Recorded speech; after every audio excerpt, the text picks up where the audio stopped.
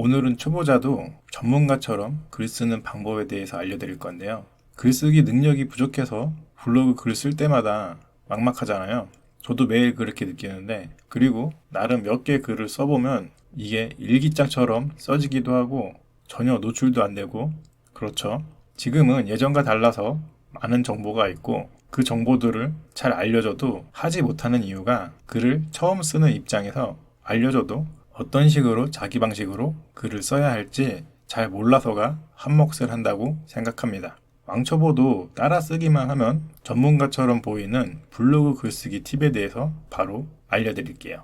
오늘 영상을 보시고 당장 적용해 본다면 블로그 글쓰기가 정말 달라지실 겁니다. 이런 좋은 정보를 알려드리는데 구독과 좋아요 필수인 거 아시죠? 우선 첫 번째가 블로그에 글쓰기를 할 때 정보를 적으면 된다는 겁니다.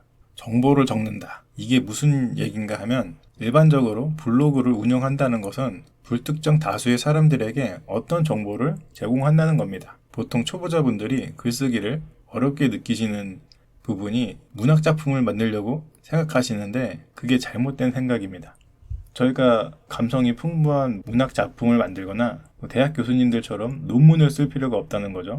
그냥 정보를 잘 정리해서 적는다. 이런 개념으로 글을 쓰셔야 돼요. 사람들이 많이 보고 저희에게 수익을 가져다 주는 글들은 소설이나 시가 아닌 어떤 문제를 해결하는 방법과 같은 내용들이라는 거죠.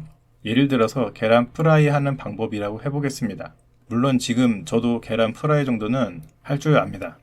하지만 처음에 할 때는 몰라서 불을 최대로 켜고 그냥 계란 넣고 하면 되는 줄 알았던 시기가 있었습니다. 그 계란은 어떻게 됐을까요? 다들 아시죠? 계란을 넣자마자 프라이팬에 들러붙고 먹지도 못하게 전부 타버리고 아까운 계란만 버리게 됐죠. 그럼 여기서 문제가 바로 나오죠. 계란 프라이 맛있게 하는 방법이라는 문제가 있는 겁니다. 그리고 이런 문제를 해결하는 방법을 순서대로 적어서 글을 쓰면 되는 건데 듣고 나면 이렇게 쉬운데 막상 블로그 글을 쓰려고 한다면 잘 안 되실 거예요. 제가 처음에 그랬기 때문에 누구보다 그 심정을 잘 알고 이해하고 있습니다. 정보성 글쓰기는 가장 쉬운 방법이 두 가지가 있는데 첫 번째가 문제를 먼저 적어본다. 두 번째가 해결 방법을 순서대로 적는다. 이런 형태로 적어주시면 되는데 이렇게 해서 방금 전에 제가 문제가 뭐라고 했죠? 계란 프라이 맛있게 하는 방법이라고 했습니다. 이렇게 문제를 적어요. 그 다음에 이제 해결 방법을 저희가 적는 거죠. 그거를 순서대로 적는 겁니다. 이런 식으로 해결 방법을 적는 거죠. 저는 미리 계란 후라이 하는 방법에 대해서 제가 아는 해결 방법을 5단계로 적어놨어요. 보시면 알겠지만 가스레인지에 불을 켜고 약하게 1, 2단 정도로 킨 다음에 프라이팬에 기름 넣고 골고루 기름이 퍼지도록 해준다. 열이 조금 올라오면 계란을 넣고 넣은 계란에 소금을 적당히 넣어준다. 신체가 익으면 본인의 취향에 따라 뒤집어서 완숙을 하던가 아니면 접시로 옮긴다. 이렇게 누구나 할 수 있을 정도로 자신의 계란 후라이 하는 방법의 정보를 적는 겁니다. 이러면 벌써 깔끔하게 정보성 글이 하나가 완성이 되신 거예요. 그리고 여기에 마지막에 한 가지 더 추가를 하면 좋은데 내 블로그에 해당 포스팅과 관련이 있는 내용들이 있다면 링크를 바로 아래 더 넣어주면 좋다는 겁니다. 이것도 예를 들면 이렇게 적어주시면 될 것 같아요.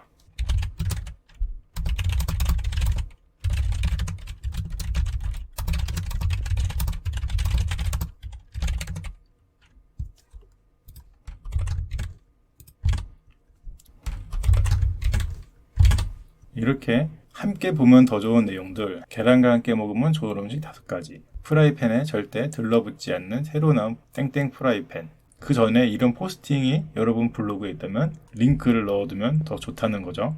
체류 시간도 길어지고 계속 내 블로그에 남아있기 때문에 블로그 전체의 지수가 올라가고 상위 노출될 확률이 올라가기 때문이에요.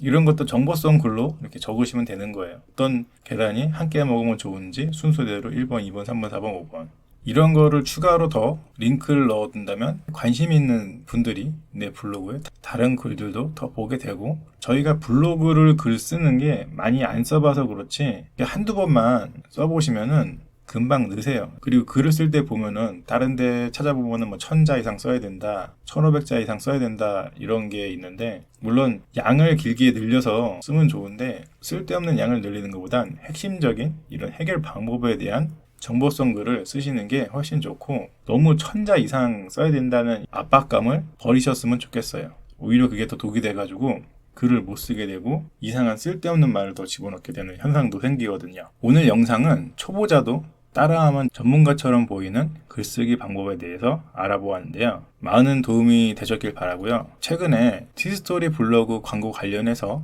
다음에서 상단하고 하단을 강제적으로 본인들이 광고를 띄우겠다는 정책 때문에 말들이 많잖아요. 그래서 많은 분들이 워드프레스로 블로그를 갈아타려고 공부들을 많이 하시는 것 같더라고요. 물론 저도 워드프레스 블로그를 해본 적도 있고 지금보다 훨씬 어려운 시절에 했었어요. 그리고 지금 보면은 예전에 비해 UI 등이 많이 편해져서 초보자분들도 하기에 더 쉬워졌다고 하는데 그래도 이 워드프레스라는 게 HTML이나 여러 가지 웹 언어에 대한 기본적인 지식이 필요하기 때문에 초보자분들이 하시기에는 확실히 어려운 게 맞아요.